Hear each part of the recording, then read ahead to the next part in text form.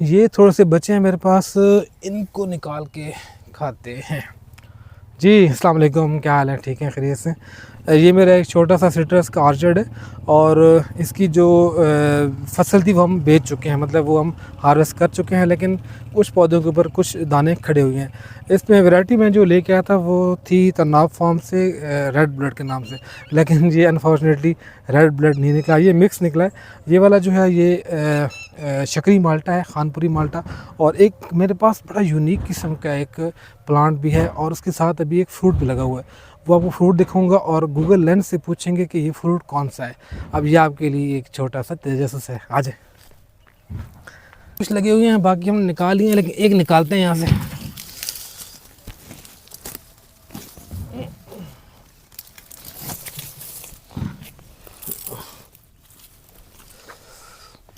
अच्छा, ये देखिए, ये एक मैंने हार्वेस्ट कर लिया।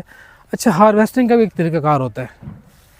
क्या तरीका है? ये देखिए, मैंने छोटी सी टहनी निकाली है और उसको तोड़ना नहीं है। इसके लिए एक हार्वेस्टिंग सीज़र है, इससे काटना है सबसे पहले आपको। ये इतना सतना क्यों काटते हैं? ताकि इसकी जो फ्रेशनेस है वो बरकरार रहे। ये फ्रूट 10 दिन रहता है मंडी में, 5 दिन रहता है। जैसे ही इसकी टहनी उतारेंगे तो इसके अंदर जो है वो बैक्टीरिया जाएगा और ये आहिस्ता आहिस्ता इसकी लाइफ कम होना शुरू हो जाएगी और ताज़गी ख़त्म हो जाएगी। अब इसको खोल चेक करते हैं काट के कि इसका जायका कैसा है।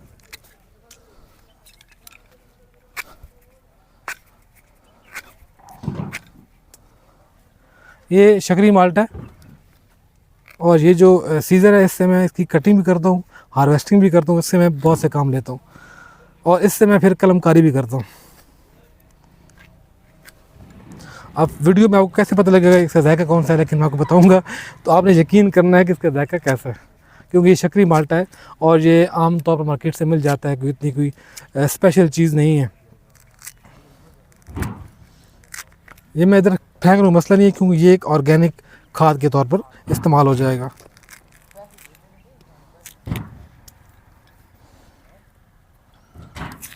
ये देखिए, माशाल्लाह बिल्कुल फ्रेश है अभी तक। हालांकि ये कुछ दाने मैंने छोड़े हुए थे, बाकी तमाम जो फ्रूट था वो निकाल दिए। देखें, अभी ख़ज़ान चल रही है और जो पौधे हैं उनकी भी फ्रेशनेस नहीं है, पत्ते ऐसा ऐसा झड़ रहे हैं। और ये कुछ रखे हुए थे फ्रूट मैंने अपने लिए, ट्राई करते हैं कैसा है।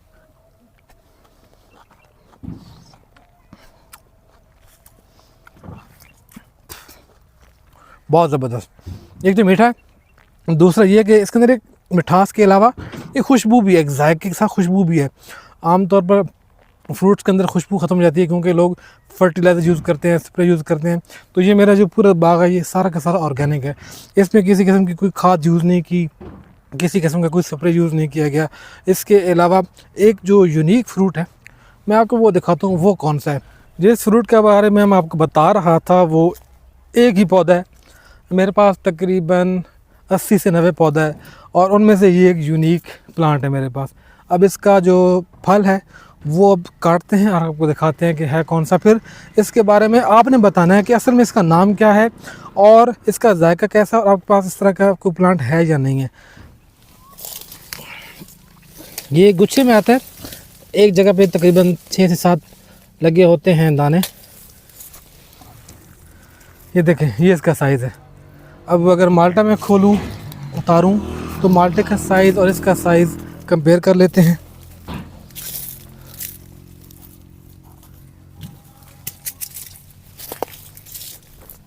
ये देखें, ये साइज़ है माल्टे का और ये बड़े साइज़ का माल्टा है, ये छोटे साइज़ का नहीं है।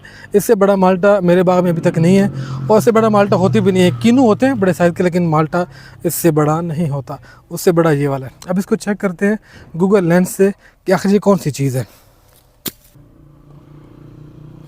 अच्छा जी, आ गया। विकिपीडिया कहता है कि इसका नाम है बैनपाई और ये एक जैपनीज़ फ्रूट है, इसकी फैमिली सिट्रस ही है, मतलब ये माल्टा ही है। Guinness book of the world record में शामिल है।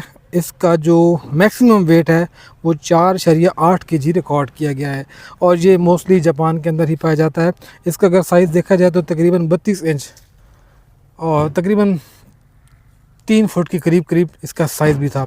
तो ये काफ़ी बड़ी साइज़ में होता है और जो जापान के लोग हैं इसको बड़ा शौक़ से खाते हैं क्योंकि इसके अंदर स्वीटनेस का जो है वो इम्तज़ाज होता है। सो हमारे यहाँ तो ये नहीं होता। मेरे पास इतने बड़े बाग में सिर्फ एक पौधा है। अगर आपके पास है तो आपने कमेंट्स में ज़रूर बताना है कि आपके पास अगर है तो ये कौन से कलर में। मैंने देखा है इसके अंदर कि ये 2 कलर में आता है। इसका छिलका मोटा होता है, काफ़ी मोटा होता है, और इसके अलावा अंदर जिसका फल है वो या तो रेड होता है या फिर येलो होता है। अब इसको हम काट के देखेंगे कि आखिर इसका क्या कलर है और फिर जायका भी चेक करवाएंगे। Let's see. अभी हम इस बेन पाया को काट के चेक करते हैं इसका कलर कौन सा है, और फिर टेस्ट भी चेक करेंगे कि इसका जायका कौन सा कैसा है। मेरा काटने का तरीक़ाकार यही है, आप पता किस तरीके से काटते हैं। मैंने पहले टॉप काट लिया और अभी इसकी साइड में काटते हैं।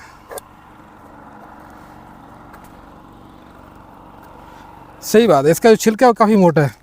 ये देखें, करीब आए ज़रा, ये देखें छिलका काफ़ी मोटा है। अभी तक फल इसका बहुत नीचे है, काफ़ी आसानी से उतर रहा है, मुश्किल नहीं है उतारना। अमूमन मोटे छिलके उतारने आसान होते हैं। जितने भी सिट्रस के फ्रूट्स होते हैं उनमें अगर छिलका पतला हो तो उसको उतारना काफ़ी मुश्किल होता है, फ्रूट जो है वो ज़ख्मी हो जाता है। हमारे पास जो है ये येलो कलर का है और रेड का भी होता है, लेकिन हमारे पास येलो कलर का है। बाहर से साइज़ का बड़ा लग रहा था, लेकिन जैसे ही खोला तो साइज़ थोड़ा सा नीचे आ गया इसका। तकरीबन अगर देखा जाए तो दोनों तरफ से इसका तकरीबन 5 सेंटीमीटर इसका कम हो गया है। और अगर ये देखें अभी भी ये बड़ा ऐसे काटने के बावजूद अभी भी इस बड़े माल्टे से ये काफ़ी बड़े साइज़ में है। अब इसको चेक करते हैं इसका जायका कैसा है। अच्छा, है बड़ा जूसी। अमूमन ना माल्टे के अंदर और सीज़न भी काफ़ हो चुका है तो फिर भी इसके अंदर जूस है, क्योंकि देखें, ये देखिए मैंने एक सिर्फ काटी है और कितना जूस निकला इसमें से। अब इसका टेस्ट चेक करते हैं कैसा है।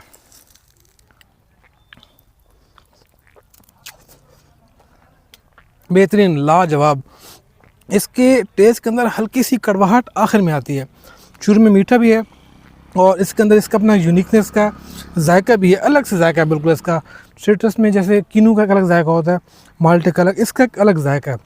मैं आप इसको बयान नहीं कर सकता, लेकिन इसका जायका वाकई डिफरेंट है और है बहुत जूसी। इसका जो जापानीज़ लैंग्वेज में नाम है उस कहते हैं बैन पायो फ्रूट्स, मतलब कि यहाँ तो माल्टा कहते हैं या फिर किनू कहते हैं या फिर मौसमी कहते हैं, लेकिन वो लोग इसको बैन पायो कहते हैं।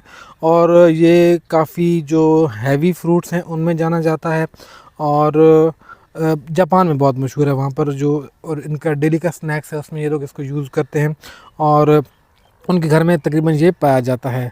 और इसके अलावा अगर इसको रैंक किया जाए तो ये जापान में सबसे ज़्यादा कल्टीवेट होता है।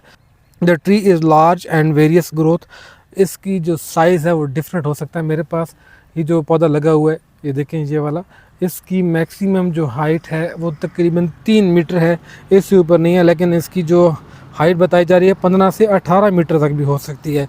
मतलब ये दिन ब दिन बढ़ेगा। ये पौधा हार्डली 3 साल का होगा। 3 साल पहले मैंने इसको लगाया था, जब मैं लेके आया था तब ये हार्डली 6 महीने का होगा या 7 महीने का होगा। उसके बाद मैंने लगाया, तभी इसका ये पहला फ्रूट है। और पहला फ्रूट भी खुद देखें कि कितनी क्वांटिटी में है। इस पौधे के अंदर तकरीबन ये वाले 25 से 30 दाने लगे हुए हैं, और ये कहीं पर एक है क्या, कहीं पर ये इकट्ठे भी लगे हैं, 10-12 दाने भी लगे हुए हैं। और अगर इसके फ़ायदे आपको पता हैं या फिर किसी को पता है तो वो कमेंट्स में ज़रूर बताएं, और क्या ये हमारे किसी काम का है या नहीं। बहरहाल ये एक यूनिक फ्रूट है। अगर आप लोगों ने मंगवाना है मुझसे तो मैं आपको भेज भी दूंगा। इतनी क्वांटिटी में तो नहीं है, लेकिन अगर आपको पसंद आया तो मैं आपको भेज दूंगा। मैंने इसको लगाया था टेस्टिंग बेस पे और ये बहुत अच्छा ऐसे रिज़ल्ट दिया है मुझे। ये तमाम पौधे 4 साल से ऊपर नहीं हैं, 3.5 साल 3 साल के हैं। तो thank you so much for watching. मिलते हैं नेक्स्ट वीडियो में। अल्लाह हाफ़िज़।